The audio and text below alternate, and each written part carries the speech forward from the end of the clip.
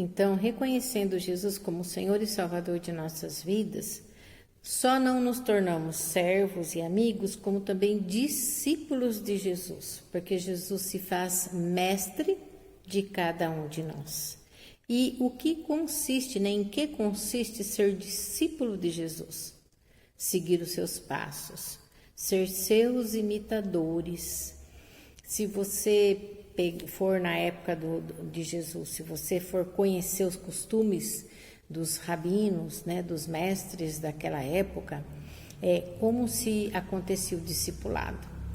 O mestre, ele ia na frente e os seus alunos, os seus discípulos iam atrás. O que o mestre fazia, os seus discípulos tinham que fazer. Se o mestre passasse num buraco, o discípulo tinha que passar no buraco. Se ele passasse no espinho, o discípulo teria que passar no espinho. Então, era discipulado ao pé da letra. Tanto que o mestre, o professor, ele não ia na escola, né, 2 horas, 3 horas ou 4 horas no dia para ensinar no quadro negro, na lousa, o seu aluno. Porque ele não ensinava a matemática, a aritmética, a leitura somente. Ele ensinava a viver, ele ensinava a cozinhar, ele ensinava a cortar a lenha, ele ensinava a pescar, ele ensinava todas as coisas, né? Como agir, como ter educação diante de uma sociedade, os bons modos. Então, o mestre, quando ele entregava o aluno, o discípulo, para o pai, ele entregava ele completo, né? Ele fazia aquela pessoa. Por isso que Jesus adota, então, esse nome de mestre, de rabi, né? De senhor. Então, ali ele chama aqueles discípulos. E é interessante, não são os discípulos que escolhem o mestre, mas é o mestre que escolhe os discípulos. E a partir do momento que ele escolhe, vai para a casa dele e vai viver como ele. Vai para um lugar e ali eles vão viver todos juntos. Porque quando eu conheço uma pessoa somente, quando eu vou à missa, eu vejo ela à missa, eu vou numa reunião de oração, ou eu trabalho com essa pessoa, ela tem a vida particular dela, onde ali ela pode estar manifestando um outro jeito de ser, onde ali ela é ela mesma. Então, o discípulo, ele tem que ser ele, 24 horas no dia, na frente do mestre, porque o mestre tem que conhecer o discípulo, saber onde o discípulo precisa mudar, quais são os vícios gritantes na vida do discípulo que ele precisa modificar, que ele precisa vencer na sua vida, né? E ele tem em cada conversa, em cada diálogo, ouvir o mestre, ver a atitude do mestre diante das pessoas e aprendendo com as atitudes. E para isso tem que morar junto, tem que acordar junto, tem que dormir na mesma casa, né, no mesmo lugar, e para poder conhecer verdadeiramente a pessoa que está sendo discipulada. E é por isso que Jesus nos convida a ser discípulos, a estar com Ele 24 horas, a deixar que Ele nos conduza, que Ele organize nossa vida, né? Com as suas sugestões, com seus ensinamentos, com a sua ordem, com a sua palavra de ordem, que vai ordenando a minha vida.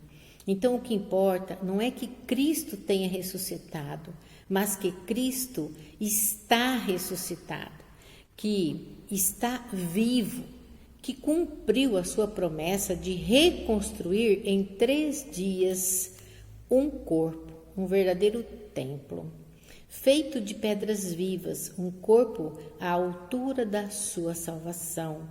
E isto é a ressurreição. Agora, pouco importa que Cristo tenha ressuscitado se Ele não ressuscita em mim. Pouco me importa que tenha saído vivo da tumba se não se manifesta em mim. Porque nós precisamos ter um encontro pessoal com nosso Senhor Jesus Cristo. Não basta eu ter sido batizado. Não basta eu ter sido criado dentro da igreja. Se eu não tive um encontro pessoal com o Senhor, eu vou passar a vida inteira dentro da igreja, mas eu não vou ressignificar a minha vida, eu não vou encontrar um ideal, eu não vou encontrar um porquê anunciar o Evangelho. Eu vou viver por viver. Então, é importantíssimo a experiência com o Senhor Jesus. O que é ter uma experiência com o Senhor? É receber uma manifestação, ouvir a Jesus que fala, ter um encontro pessoal com Ele.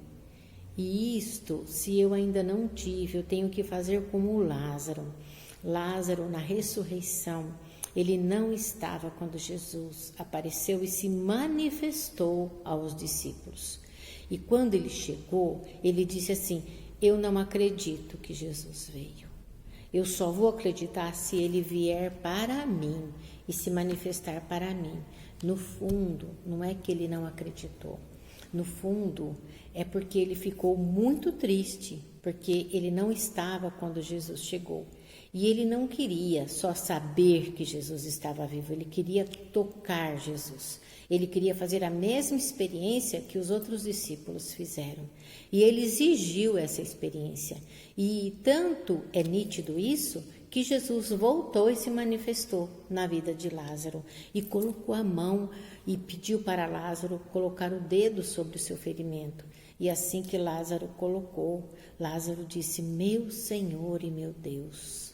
A palavra diz que são uma das manifestações mais lindas, profissões de fé mais lindas da Bíblia, embora curtas, mas profundas, né? Meu Senhor e meu Deus. Se você ainda não teve um encontro pessoal com Jesus, se você ainda não teve essa trombada de frente com Ele, se você ainda não sentiu Jesus mexer e remexer dentro de você, se você tem ânsia, desejo de sentir isso e nunca sentiu, faça como Lázaro. Senhor, se Tu te manifestas tanto a tantas pessoas que dão tantos testemunhos e a mim nunca senti a Sua manifestação, então eu te peço, Senhor, dai a mim a oportunidade de reconhecê-lo numa manifestação do Teu poder e do Teu amor. Amém?